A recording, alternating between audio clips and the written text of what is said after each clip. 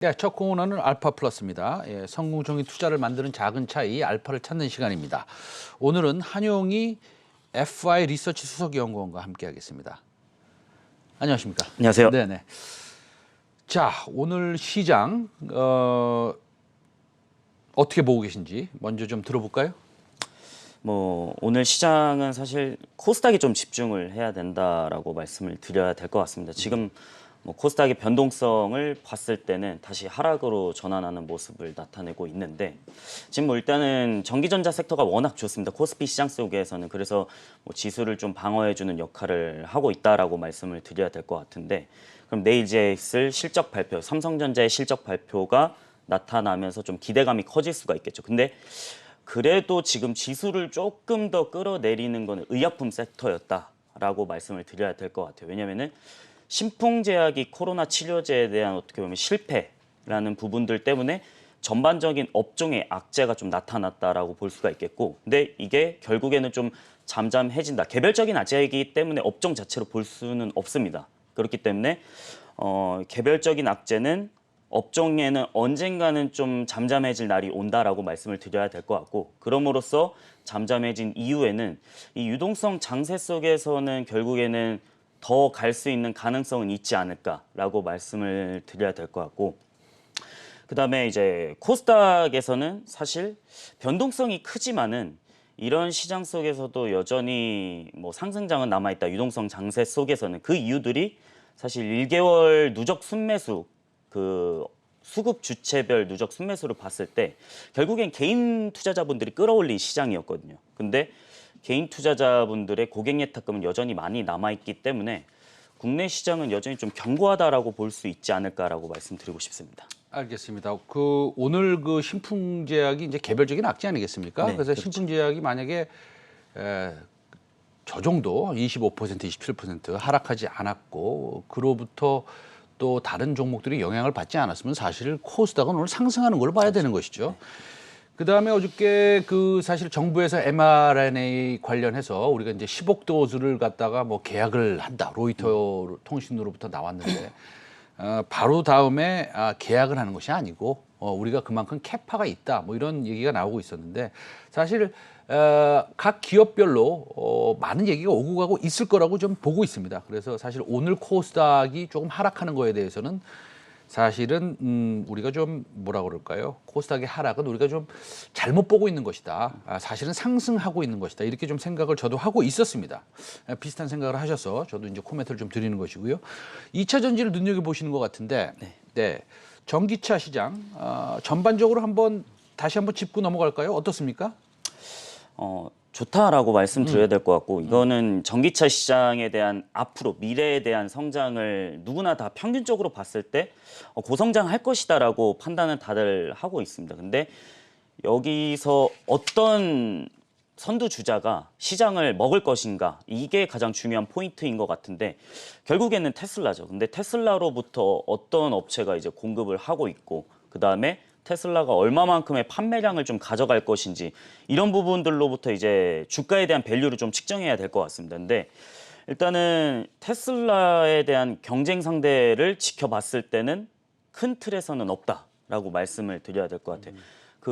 이번에 리비안이라든지 아니면 루시드 모터스 같은 경우에는 1000km 이상 가는 장거리 전기차를 만들었다라고 얘기가 나오고 있지만은 결국에는 아직까지 이게 출시는 됐지만은 판매가 되지 않고 있고, 이미 테슬라는 자율주행 면에서는 월등하게 뛰어난 부분들이 있거든요. 그리고 슈퍼차저라는 이 인프라를 구축을 하고 있기 때문에 경쟁 상대는 여전히 없다라고 생각을 하고 있고, 2021년, 2022년 그리고 2023년 앞으로 해가 가면 갈수록 전기차 시장은 확대가 될 것이다. 왜냐하면은 이번에 폭염 사태, 그러니까 캐나다나 북미 지역 쪽에 폭염 사태가 있었는데 이게 또 환경 오염에 대한 문제로 대두될 수가 있거든요. 그러면 이런 사회적 문제로서 각국 중앙 정부들은 조금 더 친환경 정책들에 힘을 쏟을 수밖에 없겠죠. 그러면 그 돈들이 당연히 전기차에 들어갈 수 있는 부분들이 있고, 그러면 여기서 우리가 힌트를 얻는 거는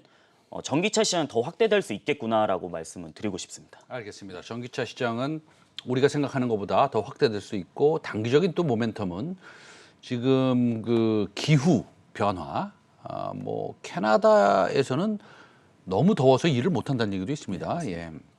4, 50도가 이제 올라간다 이런 얘기도 있는데 그러면 뭐 우리가 알고 있는 모든 자동차 브랜드는 지금 뭐 아주 급하게 새로운 모델을 막 내놓고 있습니다. 그럼 물론 자동차 MCU 같은 것들이 반도체들이 모자라서 지금 생산에 조금 차질이 좀 빚고는 있지만 우리 2차 전지 관련해서요. 예를 들어서 뭐 여러 가지가 있지 않습니까? 부품도 있고요. 그다음 뭐 소재도 있고 그렇습니다. 근데 2차 전지 사실은 성장성이 뭐 어떻습니까? 과거 같이 우리가 생각하는 만큼의 성장을 하겠습니까? 아니면 그거보다 더 하겠습니까? 그러니까 쇼티지가 일어나고 있는 걸까요? 어떻습니까?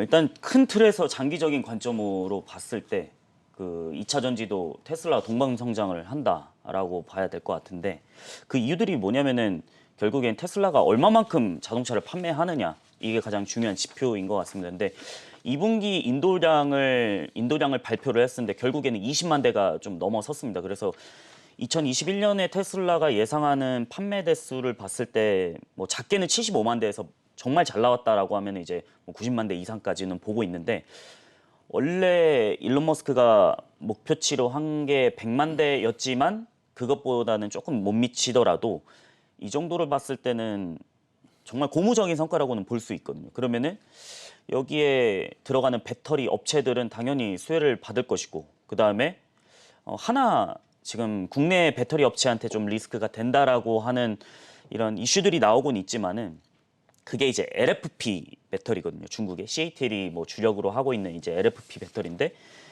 일단은 CATL이 글로벌 배터리 출하량에서는 1위를 했습니다. 1위를 했지만 그 다음이 이제 LG 에너지 솔루션이고 네, 타겟 자체가 좀 다르다라고 설명을 드려야 될 것 같아요. 왜냐면은 CATL에는 인산철 배터리라고 해가지고 장거리 주행을 못합니다. 왜냐하면 철이 들어가기 때문에 무게가 굉장히 무겁거든요. 근데 LG 에너지 솔루션이나 뭐 SK 이노베이션, 국내 3원계 배터리 업체들은 사실 뭐 NCA나 NMC나 이런 배터리를 사용하고 있는데 주행 거리가 깁니다, 일단. 근데 물론 안정성 측면에서 조금 떨어지는 부분들이 있겠죠.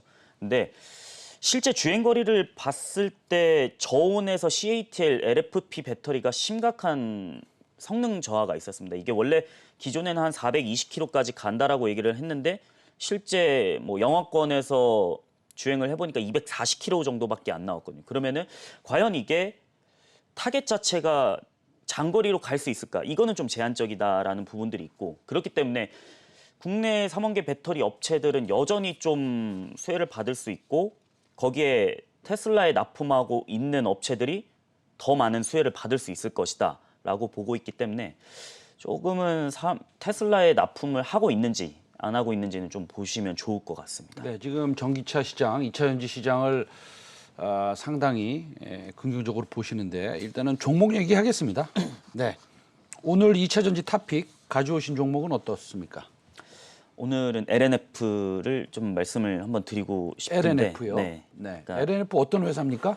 2차 전지의 양극재를 생산하고 있는 업체라고 말씀드리면 될 것 같은데 쉽게 말씀드리면 이제 2차 전지에서 가장 큰 원가 비중을 차지하고 있는 게 이제 양극재입니다. 그다음 뭐 음극재도 있고 분리막도 있고 동박도 있고 뭐 전해액도 있고. 근데 그래서 우리가 좀 생각을 해봐야 될 게 그러면은 양극재가 핵심 소재인데 어떻게 보면은 핵심 소재에서 누가 좀 선두를 차지하고 있느냐라는 거를 좀 파악을 해야 됩니다. 근데 양극재 회사 중에 4개가 있죠. 이제 포스코 케미칼이 있고 뭐 에코프로비엠, LNF, 코스모 신소재가 있는데 그 생산 캐파로만 봤을 때는 사실 포스코 케미칼하고 에코프로비엠이 조금 더 큽니다. 근데 그 우리가 이제 3원계 배터리라고 아까 말씀을 드렸었는데 이제 코발트 함량을 좀 낮추기 위해서는 이제 4원계 배터리로 좀 넘어가야 되는 부분들이 있습니다. 그게 이제 NCMA 배터리인데 NCMA 배터리를 선두주자로 하고 있는 게 이제 LNF라고 말씀을 드려야 될 것 같아요. 근데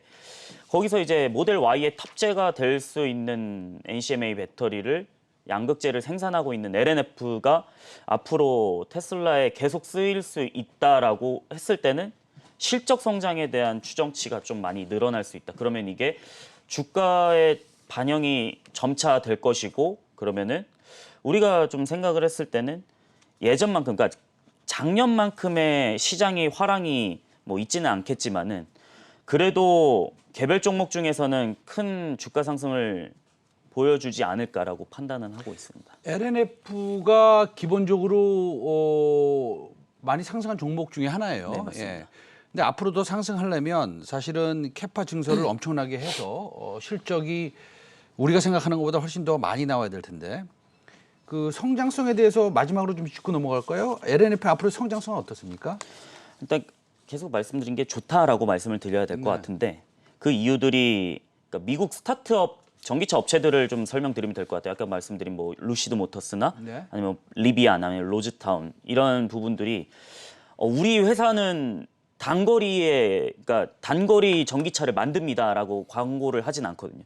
1000km 나중에는 1500km를 할 것입니다라고 광고를 하지. 그러면은 과연 중국이 쓰고 있는 주력으로 하고 있는 LFP 배터리가 이게 탑재가 될까라는 물음표는 좀 찍히는 거죠. 그러면은 3원계 배터리에서 조금 더 효율성이 좋은 4원계 배터리로 넘어갈 테고 그러면은 저는 완성 배터리 업체들 LG화학이나 삼성 SDI나 SK이노베이션은 그 완성차 업체들이 자꾸 내재화를 하려는 성향들이 강하기 때문에 소재 업체들한테 직접 공급 계약을 받을 수밖에 없거든요. 그럼 거기 측면에서도 성장성은 분명히 남아 있다라고 판단을 하고 있고 결국에는 이 시장에서 소재 업체들은 완성 배터리 업체들보다 더 유망하지 않을까라고 판단은 하고 있습니다. 알겠습니다. LNF에 대해서 투자 포인트 잘 들었습니다. 지금까지 한용희 FI 리서치 수석 연구원과 함께했습니다. 말씀 감사합니다.